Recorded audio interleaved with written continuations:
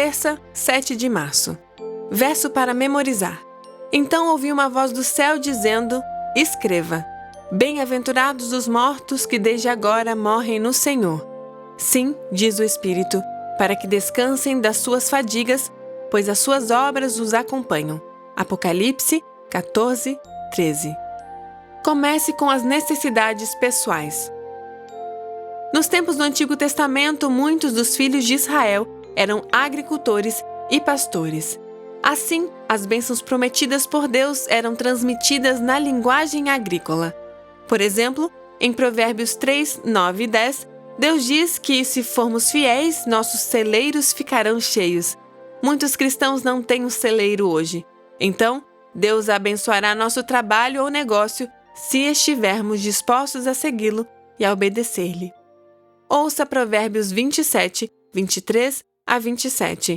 Procure conhecer o estado das suas ovelhas e cuide dos seus rebanhos, porque as riquezas não duram para sempre, nem a coroa de geração em geração.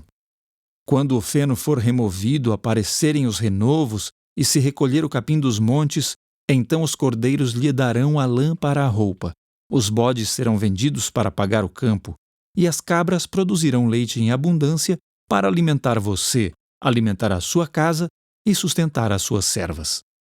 Pergunta 3. Procure conhecer o estado das suas ovelhas e cuide dos seus rebanhos. Como aplicar essas palavras hoje?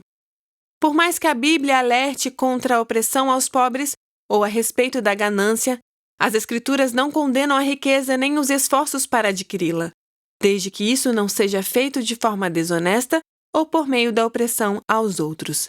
O texto de Provérbios indica que devemos ser diligentes para que possamos ter o suficiente para nós mesmos e para nossa família.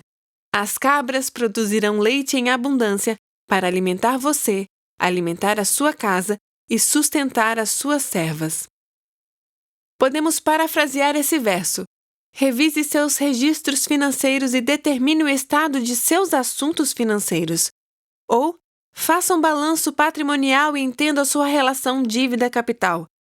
De tempo em tempo, durante seus anos de trabalho, seria apropriado revisar seu testamento ou outros documentos em relação aos seus bens atuais e atualizar esses documentos se for necessário. Testamentos e empresas de administração de patrimônio são estabelecidos no processo de planejamento patrimonial, a fim de proteger a família em caso de morte prematura ou por motivos de saúde, na impossibilidade de decidir sobre o destino de seus bens. Planeje o que ocorrerá com suas posses quando elas não mais estiverem sob sua administração. A mordomia cristã das bênçãos que Deus nos deu não trata apenas do que temos enquanto vivemos, mas também do que acontece depois que descansamos.